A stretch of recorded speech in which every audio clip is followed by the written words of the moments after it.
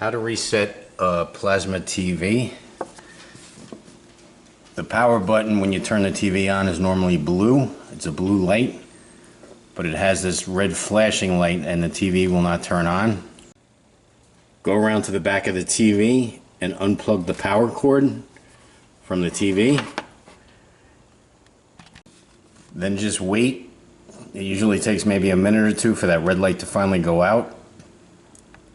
Once the red light is out and it's not flashing anymore, you have no light whatsoever. That means there's no power at all in the TV. We're going to go back to the rear of the TV.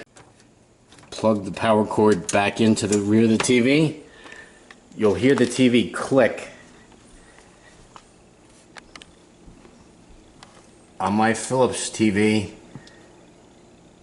it clicked 2 times. Now you want to wait. There's usually a third click. It's not all the time, but sometimes there is a third click. It's usually like 20 or 30 seconds after you hear the first 2 clicks. I don't think this one is going to do it the third time. Then just turn the power back on for the TV.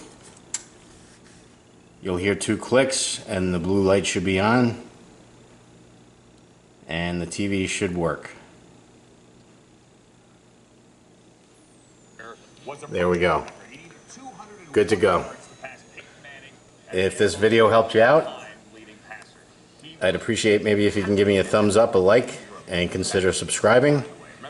I have videos out every Thursday and Friday at 12 noon Eastern Standard Time. Home repairs, home maintenance, car repairs, car maintenance. You could check my playlist and see if there's something that might interest you.